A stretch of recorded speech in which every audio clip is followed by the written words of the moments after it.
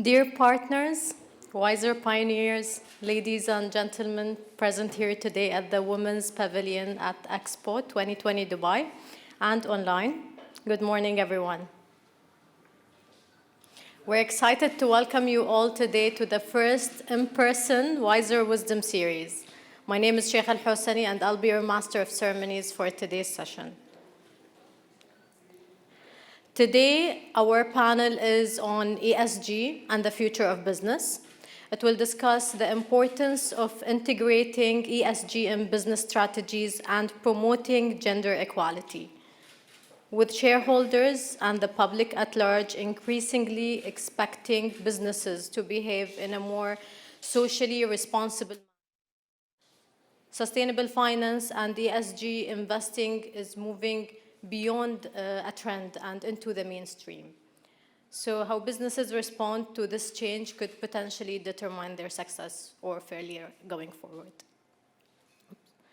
In saying that, I'd like to introduce our esteemed guests for today. Mercedes Villa Montserrati, Head of Sustainable Finance at AGGM. Belinda Scott, VP of ESG Advisory at FAB. And Michael Buicker, Senior Vice President, Finance at Siemens Energy, Middle East. And the session, finally, will be moderated by Hanan Al-Yafi'i, Senior Advisor of Responsible Investing at Mubadala. I'd like now to invite our moderator, Hanan Al-Yafi'i, to start the discussion.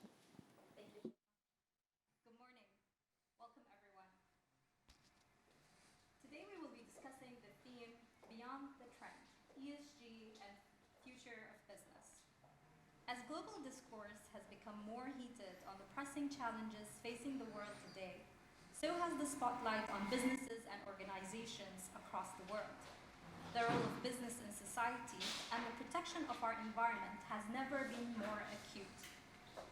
This is particularly true post the COVID-19 pandemic, which emphasized the need for addressing social inequality, enhanced diversity and inclusion, as well as social responsibility in local communities. And secondly, given the urgency around combating climate change, where the world is looking to organizations, for this, yeah, okay. Does it work?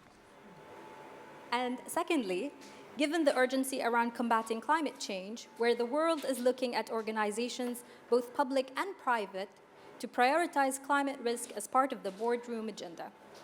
Against this backdrop, we have seen governments and businesses make pledges on climate change, including the UAE's net zero commitment by 2050, the first in the region to do so. With that context, I would like to welcome our three distinguished panelists to share their thoughts on how businesses are responding to this rising tide of ESG and what that means for the future of business. I'd like to start a discussion by asking you, Mercedes. As the head of sustainable finance at Abuظbي Global Markets, ADGM from now on, can you describe the ESG journey and a little bit more about the ambitions of ADGM? Thank you. Can you hear me okay? All right, so at ADGM, what we've done is to sustainable finance. Started looking at regulation, collaboration, awareness, but also creating an entire system, the variety of different firms, product offerings, and initiatives. So let me start with the first one, which is about regulation, about providing clarity to the market as to what constitutes ESG or sustainable finance. You know, we all keep talking about it. We all talk about green bonds, social bonds. We talk about sustainability. We talk about green products. But what does it actually mean? Reality is that you have hundreds of different standards all around the world, but financial regulators have not been able to come up with a clear path yet, because the good news is that sustainable finance has, in a way, outpaced financial regulations. So, as financial regulators, we came up 2 years ago with the UAE Guiding Principles for Sustainable Finance, 10 UAE financial regulators and exchanges. following that, we came up with a survey to better understand the level of implementation of those guiding principles with our stakeholders. And this year, during COP26, we published a high-level statement that have committed all UAE financial regulators, exchanges, the Ministry of Finance and the Ministry of Economy to come up with a UAE-wide taxonomy. And this is crucial because it will create a classification system of what constitutes environmental products. I knew it, you could not. We'll just use Thank this. you very much. All right, so that's the first part, which is extremely important, which is the regulatory part. The second one is about collaboration. As you all know, and this is great, everybody seems to be doing something around ESG, sustainable finance. Now, the problem is that most of this work is ad hoc and uncoordinated. So together with our stakeholders, we came up with the Abu Dhabi Sustainable Finance Declaration. And here I have first Abu Dhabi Bank. We have also been working with Siemens and others to promote sustainable finance in a coordinated way. The third important initiative that we're working on, guys, is about awareness. An event like this highlights the importance about sharing knowledge and raising awareness about what constitutes ESG and sustainability. So every year, together with Master Mubadala, part of Mubadala, we organize the Abu Dhabi Sustainable Finance Forum, where we'll talk about next year around how to help the UAE achieve the net zero commitments. And then finally, once you've got the regulation in place, the collaboration and the awareness, here the idea is to create this entire ecosystem with all the different players. We are not only looking at the E, we are also looking at the S. We can't forget the importance of the social factors. And on that, we have come up with a gender equality initiative that looks at promoting talent across different types of sectors and organizations of people regardless of their gender. So with that, that's very much the overall picture of what we're doing in terms of sustainable finance. Thank you. Thank you, Mercedes, for those insights. I think moving from the regulator, let's move to the banking sector. So, Belinda, tell us a little bit about how do banks and investors interact with corporates with regards to their ESG strategies? What are banks requiring? Thank you. Basically, I think that what's happening now is that there's two sorts of investors that are actually asking a lot of us as a financial institution. You've got the equity investors who have a certain requirement on our ESG performance. They want to make sure, or they expect from us, that we are behaving in a way that's doing no harm, that we are performing well, and they look at indices that score us on our environmental, social and governance performance.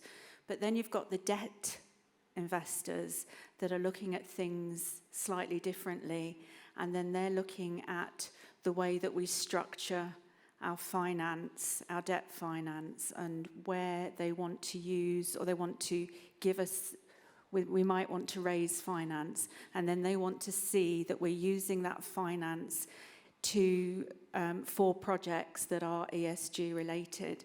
So you've got that, and then you've got also the regulatory requirements also. So we're sort of asked by not only the investors, but also the ratings agencies and the indices to talk and disclose our performance.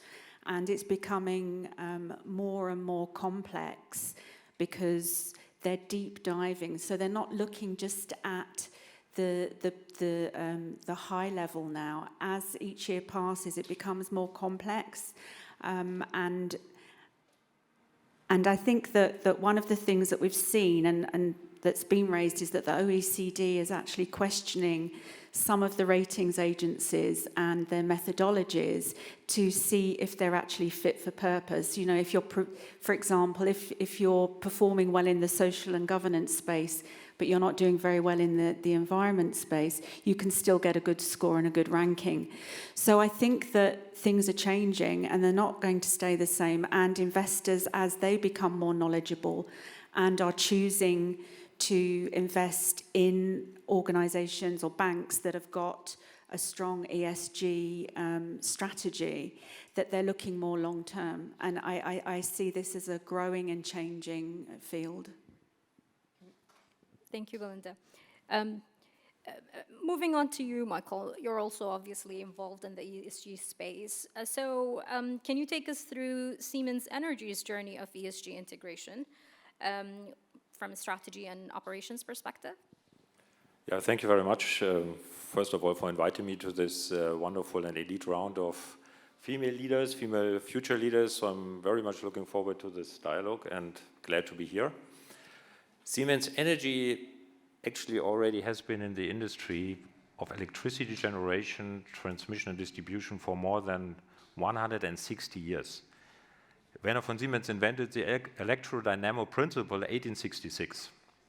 So you can imagine that we have been highly involved and we are in the middle of a transforming energy sector. What does it mean for companies like us? Number one is we realize that we have to get commitments out. And those commitments need to be broad enough and specific enough to make sure that they're catering for the transforming energy system.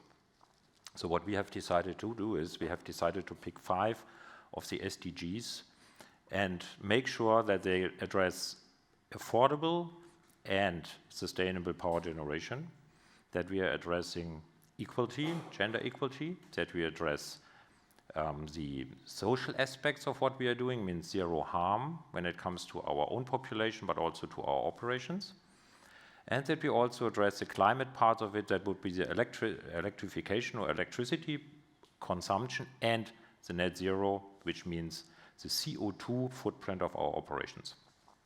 At the same time, we have given those commitments on highest level of the organization. So we have started with our Chief Diversity Officer, that is our CEO, Christian Bruch, who personally took the additional task, and you can imagine he has already a few, to make sure that this very strategic element is going to be highly focused in the organization.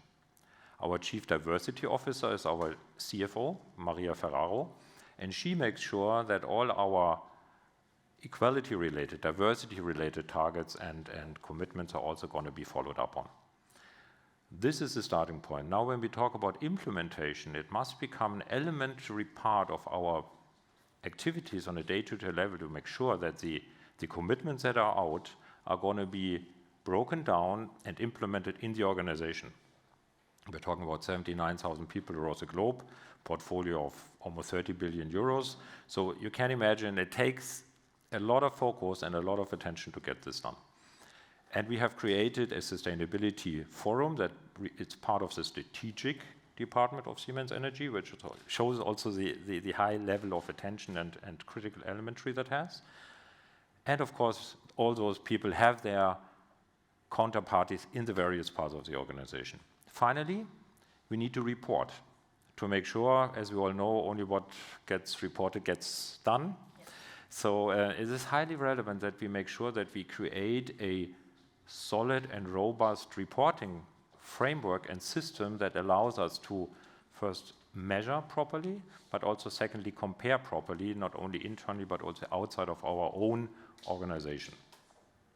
So we have also here taken a very, say, conservative or prudent approach, and we have subjected ourselves to the Science-Based Target Initiative, which is trying to make sure that there is science applied when you measure, that there is science applied when you create references for what you are doing compared to others. And we have looked at the outside reporting. There's the task force, that is the G20 task force that tries to establish a reporting system, and we are actively promoting, supporting, and also implementing it. Reporting means transparency. So if you want to have a look, we have a sustainability report, the first own sustainability report of Siemens Energy after its spin-off from Siemens, published on our webpage, and it's a highly relevant document, 80 pages, I believe. I read it multiple times because it's got so much detail, and it gives you also a lot of really valuable input for your own operations, but also for the conversations that we have today and beyond this room today. So with that, thank you very much for the question. Thank you. So commitment that really starts at the top, right? So I think that's something I find very helpful and insightful. So moving on to you, Mercedes, why do you think businesses are adopting ESG strategies? Why is it important for them in advancing sustainable development? Well, I think it's not just businesses. We now see jurisdictions as a whole, countries linking their recovery packages to sustainability. Because I think we have all realized, public and private sector, that sustainability, resilience, health, and the economy, the health of the economy, they are all interlinked. You know, when we talk about ESG and sustainability, people just think this is just a nice thing to have, that we're trying to save the planet. And some people still put in questions whether the whole thing about climate change or the need for further diversity and inclusion is actually needed. The reason why we're doing this, the reason why businesses and governments are doing this is because sustainability risks are financial risks. And that's the bottom line of this whole discussion. And that's the reason why now you see the biggest asset managers in the world integrating ESG. You see sovereign wealth funds integrating ESG. And let's be careful here, we're not just talking about the E, the climate change part. We are also talking about the S, and I would like to highlight this point. Remember that we live in a world, again, that is clearly interconnected. Globalization, financial technology, digitalization. So really, if you want to make money and you want to have a robust business, you need to ensure that the people around the table are diverse. Because if the people around the table, they all come from the same background, the same gender, and the same schools, you're going to find yourself in big troubles if you really want to innovate. So again, from a business perspective, why do you see everybody around the world really looking at diversity and inclusion and looking at the social aspect of ESG? Because businesses that have a diversified workforce have a higher return on equity than those that don't. All right, so that's what we're doing it from a business perspective. Now, for me, the biggest problem about ESG, and we were talking with the panelists earlier, is credibility. Okay, so again, because of what I mentioned, that sustainable finance has, in a way, outpaced financial regulation, there is an issue around greenwashing or products being passed as something that they are not. Or what Belinda just mentioned earlier, people reporting saying, yes, we are ESG compliant, but in reality, if you start scratching, they are not. And that's where I think the role of financial regulators is crucial, and regulators as a whole. We need to provide clarity to the markets. In terms of risks, and here when we talk about risk, guys, we also talk about transitional risks. We talk about reputational risks, but we also talk about holding assets in your portfolio that are going to be losing value over time. And if we are not able to provide data to the market in a comparable way, because if it's not comparable, it's not useful, then we have a big problem. So we need further credibility through the regulatory framework, but also going back to ADGM's initiative, and something that we've been doing quite a lot since we launched our sustainable finance agenda is about collaboration. We need more dialogue, more collaboration between private, public organizations, multilateral banks, you name it. We need to have a gold standard that will allow for a level playing field, but taking into account the specificities of each region. That will be my 2 main points. Yeah, thank you. Thank you, Mercedes.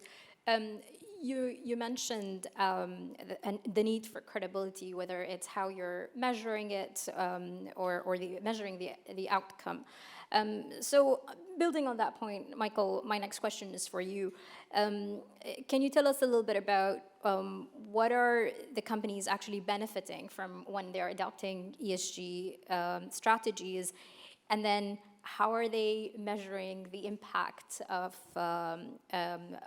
these strategies on their business, if they are measuring those impacts?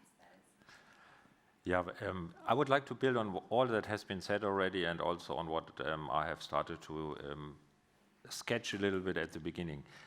We as a company, we're in the middle of the energy transformation, and with our three main businesses, one is low or zero carbon emission power generation. The second is resilient grids, meaning electricity transportation and distribution in a fashion that it is most stable and reliable. And thirdly, the decarbonization of industries.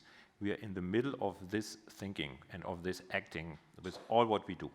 So for us, it is a critical element to be very close to whatever is related to the E part of our equation, meaning the environmental part. However, there is a social aspect, and that was mentioned before, that is highly relevant as well, and I would like to pick on this a little bit. 770 million people are still without access to electricity. We are still looking at a very divided world in terms of economic power and GDP growth, if you may.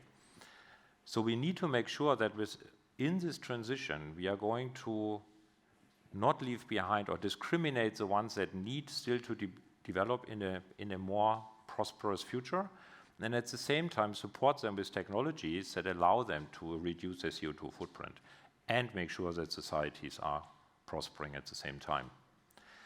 And this is where we are also measuring and focusing on. So we want to make sure we decarbonize almost any place we can. That's not even a problem for us. We have the solutions for all this. We have the highly efficient turbines. We do have SF6, which is a greenhouse gas that is highly detrimental, free transmission systems. We do have solutions for the industries to generate heat and also pressure and all these kind of elements in industrial processes with much less CO2 footprint. However, we need to make sure that this is being done in a way that society still can develop as well. So we are focusing a lot on this as elements of our activities and make sure that we are also giving those a chance. For our own activities, we have given our targets to stay with the diversity element. We have committed 25% senior leaders being female by 2025, 30% by 2030. We have committed to net zero targets in our organization by 2030 again, and using only green electricity only by 2023. And this is being measured. And this is being highly focused by all of us. So from that perspective, in our organization, we are already in the middle of it. And what is the benefit? The benefits are also already alluded to. You have got an innovative company. We spend 1 billion R&D every year on all elements. How can you make sure that innovation addresses really the needs and the potential in the market? You need to have a team that thinks outside the box, that is diverse in gender, in race, in age, and that you get all those speaking up, because you need a speak-up culture. So that's the next element. The other one is human resources, it's even not a nice word, but our employees are individuals who want to work with a company that does have a vision, that has a vision that resonates, and also activities that resonate with the people and that people work with us. We are not the highest paying company in the world, I can tell you, but we are a very attractive employer because we do things that matter for the society. So I would say with all this, we will definitely also improve our bottom line, and everyone who follows us a bit knows that we do have a lot to improve. We are already on a good track, and we will definitely make sure that with all this, also the return to our shareholders finally will justify a valuation that actually should be higher than what we see today. Very insightful, thank you. I think we've got time for one last question before we open the floor for the Q&A. And so that's for you, Belinda. Hearing about the good faith of companies and including ESG in their business strategies, how can corporates maintain leading ESG rankings over time? Okay, so that goes back to that whole issue of whether the rankings are fit for purpose. I think that you have to look beyond actually the rankings, and I think that we've talked very much about organisations doing no harm, And I think that's the crux of sustainability and ESG. Now, we know also that organisations aren't perfect. But if you look at do no harm and then you look at the transition should be, I think, taking into account the prosperity that's left as a result of the transition to a good, sustainable business model. And so I think that when you look at it like that, obviously you're not necessarily considering getting good rankings. And I think that rankings do need to do a lot, or the ratings agencies need to do a lot more work. And I think that with the OECD paper coming out and a lot of things that are changing through the frameworks, and as Mercedes has said, is that we need taxonomies that enable us to measure like for like, then I think that the whole ecosystem around that will improve. But again, it's also like Michael has said, and I'm not going to use the word journey. We've used the word journey for a lot, but the track. You know, organisations are on track to do, but the ones that have committed to being sustainable are on a track that takes them along a pathway that changes as you reach certain milestones, and also based on what's going on globally. So one of the things that we were talking about is at the moment the flavour of the month is net zero. But you know, in 3 to 5 years, it might not be net zero by itself. It might be net zero by doing this, and this, and it actually becomes much more meaningful, because as we've also said here, it's around, you know, countries in Africa that are going to have to rely on oil and gas and coal probably for a long time yet, because they don't have the infrastructure in place. But it's going on that track to create that transition that provides prosperity, and it's long term. It's not something that we're going to do by next year. So I think that, you know, it's not about just keeping your rankings high or your ratings high. Yes, there's certain people within the organisation that are always going to look at that, but it's actually setting the purpose of what it is that you want to achieve. And that's one of the things that I'm happy to say we're trying to do in the bank, is set that purpose of what we want to be as a bank in the future and how we're going to get there. Thank you, Belinda. It is an ongoing, I mean, you use the word track, but it is an ongoing track, right? And the definition of prosperity would evolve as we go in time, right? So thank you for those incredibly invaluable insights. And I think I would like to open the floor for questions. For those of you who are joining us here in person or online. So,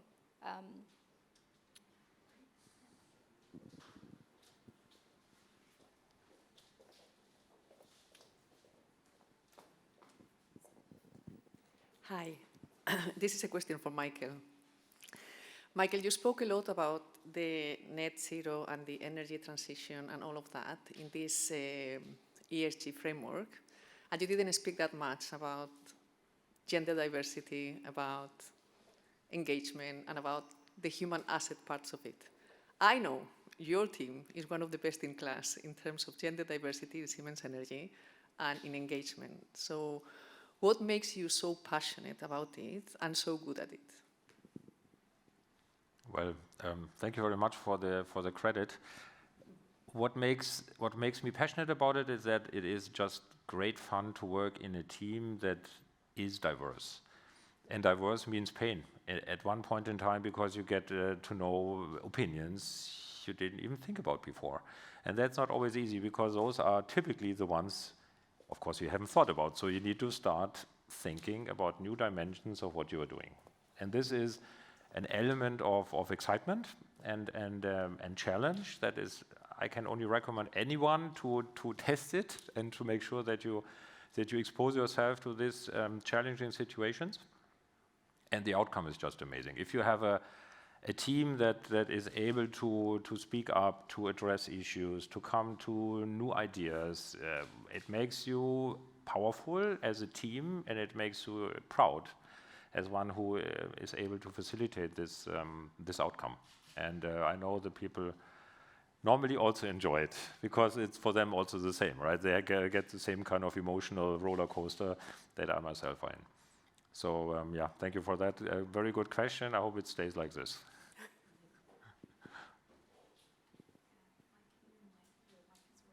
Oh, excellent. The other question. Thank you guys for this amazing session. My question is from Mercedes. You've mentioned that sustainability risks are actually financial risks. Would you please elaborate more on this? So, you know, when we, I think, and this is my personal opinion, one of the big problems that ESG advocates have had in the past, we're making the business case for sustainability, is that we've been linking, and I include myself, we've been linking sustainability with profit. And that's false advertising. Just because you invest on good, that doesn't always necessarily mean you're going to receive more good in return. Now, what it means is that if you invest, if you do less harm, you will get more in return. So the way we like to look at sustainability and ESG is more from the risks perspectives. If you don't do it, this is what you're going to happen, what you're going to be losing in return. What type of risks, you will ask me? We'll talk about transitional risks. Investors' appetite now is changing, and they are looking for a cleaner economy. So if you are in a polluter energy or sector, you will have to transition. That's a transitional risk, and how much that is going to cost you. Reputational risks, failing to do something, okay? That will also have an impact. And then what I mentioned earlier, it's about holding assets in your portfolio that are going to be losing value over time, okay? So those are all the risks, and that's the reason, or for example, risks around not being able to innovate fast enough because you're not taking into account the social aspect. What you just mentioned, if you fail to have a diversified workforce, by default, you're going to have issues. Insurance companies, for those that are still not 100% around ESG or sustainability, insurance companies have been losing money since 1985, okay, because of all of these type of risks. So this is about making money, but for me at least, more from the risk side, is about managing risks that will happen. Now, what's the issue here? The issue is that businesses, most of the time, will think short-term as opposed to long-term. And there's this whole issue about the fiduciary duty that you need to make money fast now, right? And fair enough. Now, with sustainability is about long-term. It's not so much about short-term. So clearly here there is a conflict. So how can we help? And let me highlight this point. Sustainability is not about punishing the polluter. It's about helping the polluter transitioning. And how can we, from a regulatory perspective, but financial institutions working with corporates and others, together in a coordinated way, help each other with different tools, whether we're talking about regulation, whether we're talking about carbon offsets, whether we're talking about using new type of energy, hydrogen, solar, nuclear, here in the UAE, for example, to transition away from those risks. Thank you.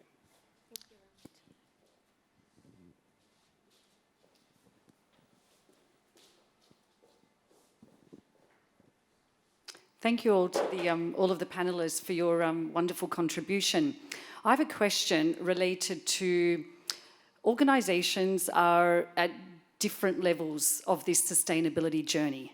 Some of them, like Siemens and leaders like Michael, absolutely understand the benefits, what that means to every stakeholder related to your organization. Some very large organizations are very far from that journey. They want to do good. They know they're losing business as a result of not focusing on the ESG criteria that many stakeholders, particularly investors, are demanding, actually. My question is, and it goes back to something that Belinda said and Mercedes said. Mercedes, you focused on the S in the ESG, and that's very important. Belinda, you spoke about organizations need to do a little bit more and have this fit of purpose. You also mentioned that it's not enough just to focus on the rankings.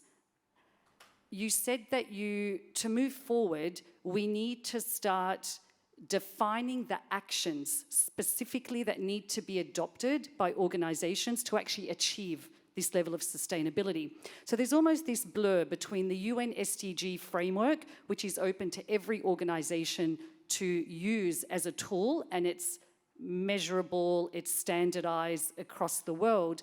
But there's also this focus on, do I minimize risk, or do I, as an organization, have an intentional positive impact to contribute to society? So I asked that question of Belinda. Do you feel that it's a government regulatory perspective to focus on demanding what needs to be done and standardizing, or is it really up to the individual private sector organizations? Thank you. That's a really interesting question. I think that it's a bit of both. I think that there needs to be regulation around disclosure and certain things, because we need to set that level playing field and being able to measure the outcomes effectively. And I'll give you just a really interesting example, and it's something that we were working on, is something as simple as having a target of 30% of women in senior and mid-management in an organisation. One company will measure senior and mid-level management by these grades. Another company will use this. There's an ILO standard. There's all different things. So I think there needs to be a taxonomy and that levelized. But then I think for an organisation, I think an organisation needs to step back and say, okay, let's do some work around this. Imagine ourselves in 3 to 5 years. What is it that's going on in the world and within our sector? And if we can imagine what's going on, taking into account all the issues around climate change and all of the risks and everything that's going on, to set a scene of what that might look like, and that will help you work backwards to the sort of things that you're going to need to do and help you set that purpose and that vision. And I think that a lot of organisations don't take it like that. They go at it and they just say, well, we think we need to do that. But I think you need to do that visioning of if the world is going to be like this in 2025 or 2030, what's our role going to be there, and how are we going to serve our stakeholders, and how are we going to continue to be a viable and profitable organisation. And then to sort of step back, and that will help you set that path. And then you can set your KPIs. So I think that it's about having that vision within the organisation, and it's also then using the regulations to feed in and help you develop those KPIs and that pathway so that you can be transparent and measure yourself against those. I hope that answers your question. Can I comment on this question? Just because I think it would be an element of additional truth that might be, I hope it's a little bit of truth in it. The important element is we need, as a regulator as well as a company, there is always a contribution one can make. And what we have to understand, there is no silver bullet to shoot down CO2 and the world is perfect. It is not, and it will never be. So we must understand that we have to create, you can call it an ecosystem or platforms or a mindset. It is at the end of the day a mindset that makes sure that people understand there is much more to do than earning money short term. There is something you can do better today for a world tomorrow. And that can start today, that must start today. So we need to come to action today and not talk again and again about what all is not there. We need to start where we are and use what we have and make an impact tomorrow. So let us not wait, that's my message here also, not wait for the regulators to do all the work or the big companies to do all the work. We all can do it. Just one comment on that. And that goes back to the comment I made at the beginning around collaboration. Private and public sector. The market has already outpaced the regulatory part, and regulators are trying to catch up on what's happening. So really it's about regulators need to listen to the market to understand what's happening. And it's not just about disclosing data, it's about making sure that that data is comparable. Okay, so again, collaboration here is key. But then again, I think financial regulators will need also to provide clarity to help investors, but also ourselves, to be able to actually regulate the market or promote the market, scale up sustainable finance.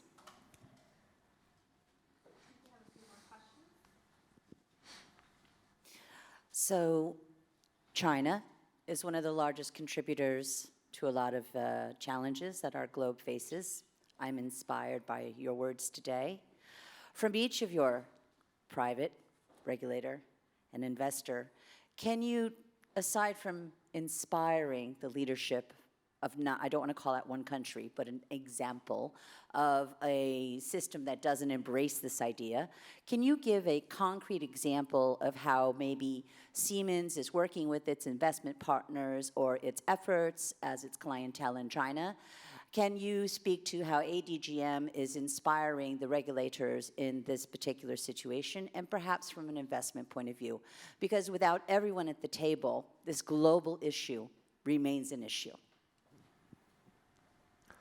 I can start if you like. First of all, it's an excellent question, and yes, 30% of the CO2 emission is coming from one industry in the world, or one economy, if you may. I would like to start with setting the frame, right?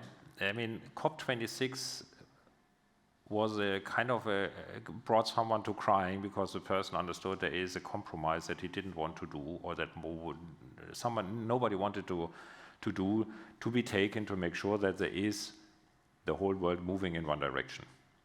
So at times it is about compromises, and it is not about being right. It is about getting everybody to work. And that is my humble opinion to what happens there. Why do I say this? Because we are also active in China, of course, and we procure electricity from the grid in China. Can we make sure that there is zero emission with the electricity we produce? No, but we can make sure that we electrify, or we procure green electricity for our own operations. This means that there is a clear message to the world that we are going to use green electricity. And that means that someone has to produce it. And that makes a business case for an investor who produces, potentially. That makes, for us, our strategy work and our targets achieved. And it will send a clear message to the world that this is going to stay like this forever, and that we continue down this path until we make it CO2 neutral 2030. And this will involve our supply chain. That will involve our own operations. That will involve our products. And by this, we as a private company can contribute also in China to their targets. Great. From a regulatory perspective, so, the Chinese have been working a lot in terms of regulation. In fact, they've come up with a taxonomy. We were talking about taxonomies and classification system. Well, they're already there, together with the Europeans. So what we've done, we've set up a working group, and we are part of the UN Financial Centers for Sustainability, China part of that as well, making sure that we are all learning from each other, not only on the taxonomy part, where they are kind of taking the leads, together with Europe, of course, and also from the disclosure part and the governance. We're also working with them. They've done quite a lot around bonds, green bond standards. But one thing we need to be clear, and going back to your point, is that it doesn't matter how much Europe will do, or the US, or the Western world, if we don't have China, India, and the rest of the world working with us. So we are looking at it clearly as we are financial regulators, but we are also a financial center. So we do look to regulate and promote the market through regulation, but we are also looking to create an ecosystem where we can attract and foster cross-border investments. And that also goes back to the whole issue about ESG and sustainability. And we very much look forward to continue promoting that work with our Chinese colleagues to promote and scale up sustainable finance. Thank you. So thanks for that question. I'm actually pleased to say that we just got our banking license for China, and we have this amazing powerhouse man who's my favorite person in the whole bank at the moment, because he is all about green finance. So as a result, he's sort of taken it upon himself to really drive the agenda forward. We are members of the Green Investment Principles for the Belt and Road, and we're part of the Green Finance Committee, and having those conversations around what needs to be done and what the opportunities are for green and sustainable finance. But we also set up a UAE-China task force on climate change to discuss the opportunities and the issues around sustainability and the financing. And we're discussing also carbon pricing and things. So I think that, again, it's about being involved in what's going on in China in that space, and actively being at the table and having discussions and trying our best to contribute into policy change and influence. Early days yet, but yeah, really excited to follow what's going to be going on. I think we've got a couple more questions, but this is also an invitation for the online attendees to send in their questions as well. Thank you. I actually had two questions, one for Mercedes, one for Belinda, but the lady in the back asked it, so thank you for that.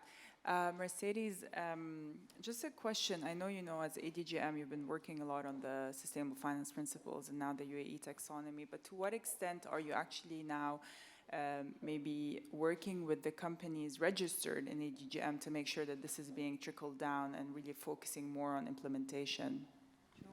So we're working on two big projects now. One, which is the high-level statement that we published during COP26 with the 10 UAE financial regulators, where we have committed already to work across the UAE to develop this taxonomy, governance, and disclosure requirements. But at the same time, we as ADGM, we are looking at what is it that we can do in order to incorporate ESG into our regulatory framework. Now, that's going to come up in two different phases, taking into account the learning curve that the market participants, but also ourselves, we need to go through, right, around sustainability. So phase one, we look at products, ESG funds, and also bonds, okay? And the second big part will be around ESG disclosure. The second phase, so that's the first phase. The second phase will look more around taxonomies and climate risks into our regulatory framework. In terms of collaboration with the industry, here we've got the Abu Dhabi Sustainable Finance Declaration, where we meet every quarterly, more or less, and we discuss and update the industry around what we're doing from a regulatory, but also from a market perspective. But on top of that, we are looking to establish a technical expert group to help us with the drafting of those rules. Clearly, we will also be consulting our stakeholders before we agree on the final rules that for the time being will be guidelines as opposed to actual legislation. We want to start step by step, and we'll take it from there. And all of these, we hope to have it finalized by Q3 next year. I think we've got time for one last question. I think the lady in the back had one.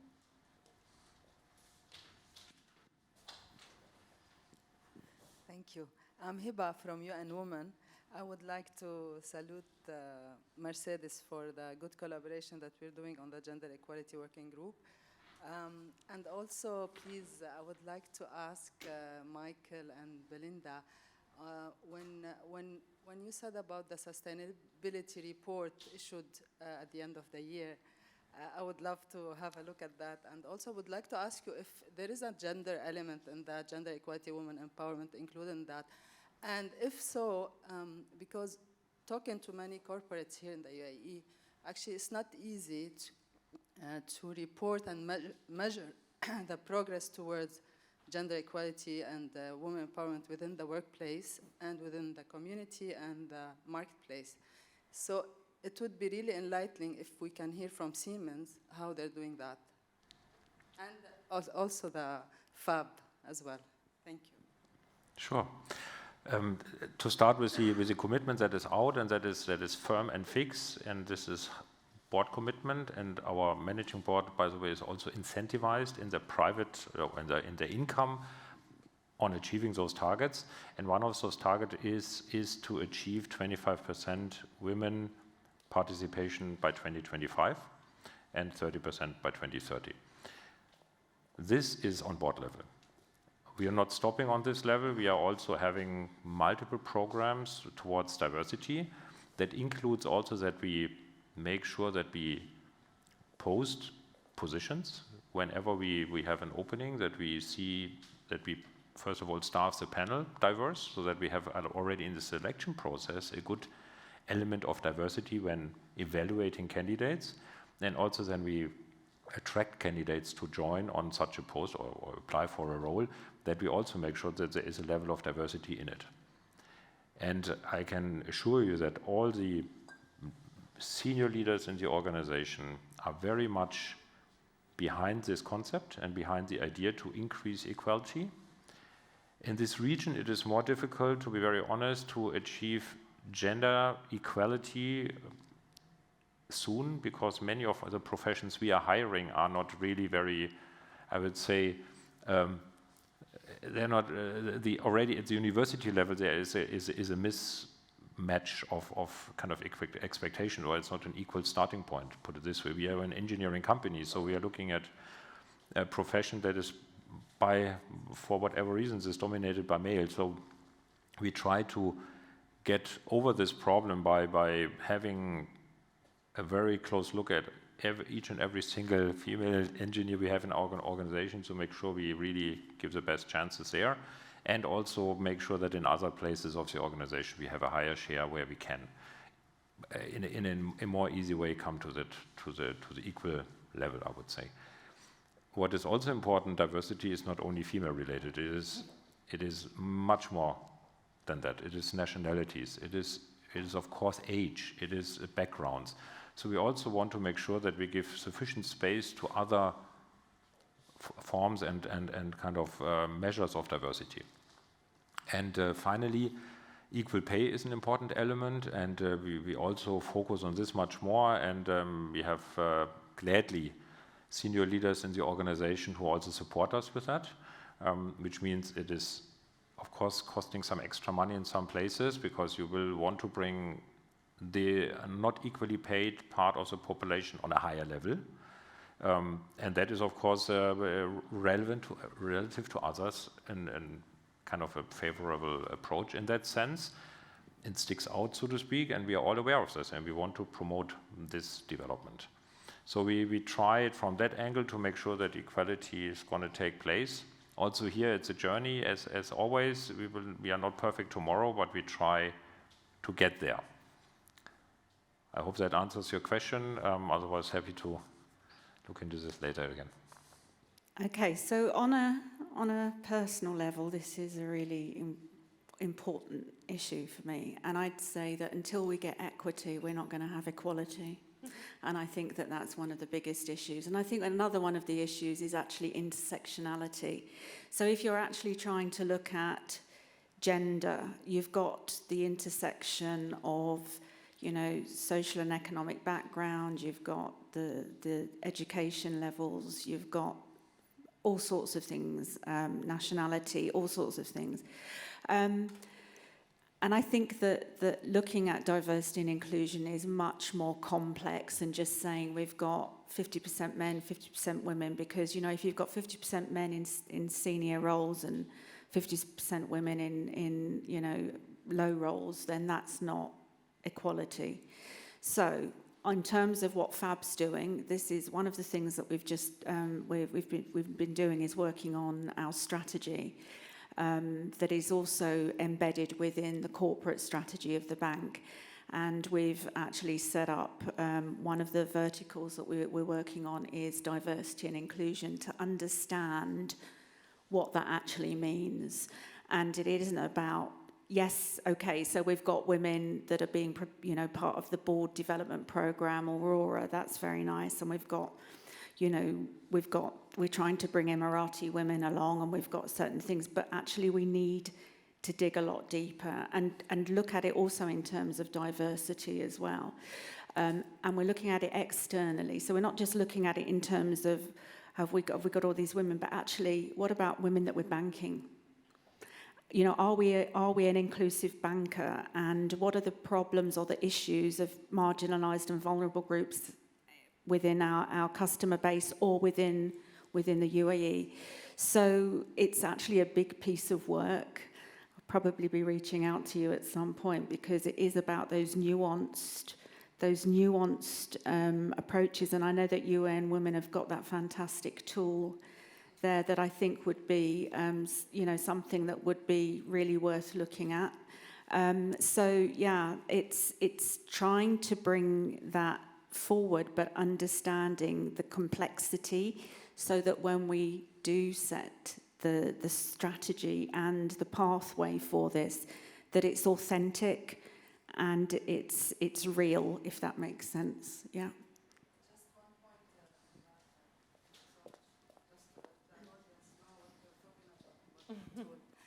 point yes, thank you so much. Amazing. It's called Women Empowerment Principles. It's set by the UN Women, UN Global Compact. So that's to promote gender equality and women empowerment within the workplace, marketplace, and community.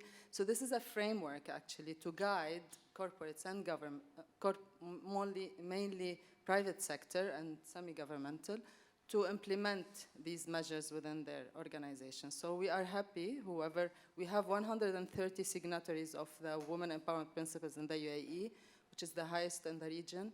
Siemens, I've seen that this exactly Siemens Middle East is not one of the signatories, but we have many Siemens around the world that have signed the WEPs. So please, so it's a guiding tool, and we have all the frameworks there. So please reach out if you'd like to know more about it. Thank you. Thank you everyone for your questions, and thank you again to our panelists for their insights. There was a lot of ground that was covered today, but if I would just summarize a couple of things that really stuck with me. One is the importance of having a standard taxonomy or approach to both measuring and reporting on ESG topics to establish the credibility. The other thing, it would be the collective responsibility that we have, the public-private partnerships, to ensure that no one is left behind. And then finally, it's really beyond the E in ESG, so the S and the G are equally important. So with this, I'll take a final moment to thank our panelists, and thank you everyone for joining us, both in person and online. I hope that you found the discussion insightful and helpful, and enjoy the rest of your day. Thank you. I'll hand it over to Sheikha. Thanks. Thank you, Hanan. Let's give them a round of applause.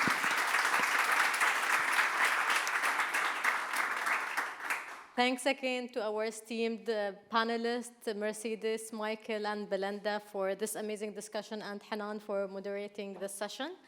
Thank you everyone for attending today. We hope you have a wonderful rest of the day. I'll keep the panelists on stage for now for a group picture. Thanks everyone.